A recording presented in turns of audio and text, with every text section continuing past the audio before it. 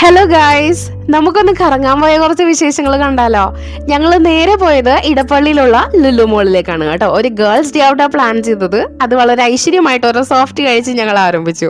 നമ്മുടെ ഇന്നത്തെ മെയിൻ ഉദ്ദേശം ഷോപ്പിങ്ങും ഫുഡടിയാണ് കേട്ടോ. പ്രത്യേകിച്ചൊന്നും മേടിച്ചില്ലെങ്കിലും ഈ കടകളിലൂടെ കയറി ഇറങ്ങി നടക്കാൻ തന്നെ മനസ്സിനൊരു കുളിർമയല്ലേ. അതൊക്കെ കഴിഞ്ഞിട്ടേ ഞങ്ങൾ നേരെ പാരഗണിലേക്കാണ് കേട്ടോ വന്നത്.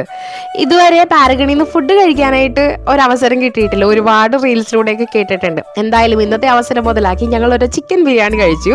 അത് കഴിഞ്ഞിട്ട് ഈ ഇളനീർ പുഡിങ്ങും കൂടി ഓർഡർ ചെയ്തു കേട്ടോ. നല്ല മൈൽഡായിട്ടൊരു ടേസ്റ്റ് ആയിരുന്നു. ഏറ്റവും കൂടുതൽ എൻജോയ് ചെയ്തത് ഈ കാണുന്ന കുഞ്ഞിപ്പെണ്ണാണ്. ആൾക്കത് ഭയങ്കരമായിട്ട് ഇഷ്ടപ്പെട്ടിട്ടുണ്ട്. ഫുഡൊക്കെ കഴിഞ്ഞ് എനർജറ്റിക് ആയ സ്ഥിതിക്ക് ഇനി പ്ലേ ഏരിയയിലൂടെയൊക്കെ ഒന്ന് നടന്നു നോക്കി. നമ്മുടെ ആൾക്ക് അതിനോടൊന്നും വലിയ താല്പര്യമില്ല. അങ്ങനെ ഞങ്ങൾ നേരെ പോയത് KFC-യിലേക്കാണ് കേട്ടോ. എന്താണെന്ന് അറിയത്തില്ല, ഈ മോളിൽ വന്നു കഴിഞ്ഞാലില്ലേ വല്ലാത്തൊരു വിശപ്പാണ്. ഫ്രൈഡ് ചിക്കനൊക്കെ കഴിച്ചു കഴിഞ്ഞപ്പോഴേക്കും ഏതാണ്ട് ഓക്കെ ആയിട്ടുണ്ട്. അങ്ങനെ ഞങ്ങൾ നേരെ ഹൈപ്പർ മാർക്കറ്റിൽ പോയി.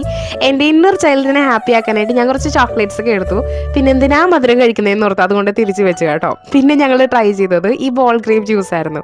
നല്ലതായിരുന്നു കേട്ടോ. ആ ജ്യൂസ് കുടിക്കുന്നതിൻ്റെ ഇടയിൽ ചങ്കി ആയിട്ടുള്ള ഗ്രേപ്സിന്റെ ബോൾസ് കിട്ടുമ്പോൾ നല്ല ടേസ്റ്റ് ആയിരുന്നു. പറ്റുവാണെങ്കിലും ഒന്ന് ട്രൈ ചെയ്ത് നോക്കൂ. അവിടെ കുഞ്ഞാമ്മയുടെ മുകളിൽ സ്നേഹപ്രകടനം നടക്കുമ്പോൾ എൻ്റെ കണ്ണുപോയത് ഈ വലിയ മുന്തിരി കൊലകളിലേക്കാണ്.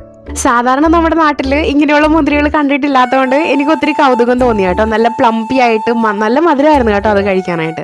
അങ്ങനെ വീട്ടിലേക്ക് ആവശ്യമായിട്ടുള്ള കുറച്ച് ഫ്രൂട്ട്സും വെജിറ്റബിൾസും ബാക്കി ഐറ്റംസ് ഒക്കെ ഹൈപ്പർ മാർക്കറ്റിൽ നിന്ന് മേടിച്ച് ഞങ്ങൾ വീട്ടിലേക്ക് പോരാനായിട്ട് തീരുമാനിച്ചു. കാരണം നല്ല രീതിക്ക് എല്ലാവരും ടയേർഡായിട്ടുണ്ടായിരുന്നു. രാവിലെ തുടങ്ങിയ പരിപാടിയല്ലേ, അത് വളരെ വിസിബിളായിട്ട് ഈ കോട്ടവായെന്ന് നിങ്ങൾക്ക് മനസ്സിലാവും. അപ്പം അത്രയൊക്കെ ഉള്ളൂ ഞങ്ങളുടെ ഇന്നത്തെ വിശേഷം. നിങ്ങൾ എൻജോയ് ചെയ്തെന്ന് വിചാരിക്കുന്നു. അപ്പം ശരി, മിണ്ടി പറഞ്ഞിരിക്കാനായിട്ട് അടുത്ത ദിവസം വരാം.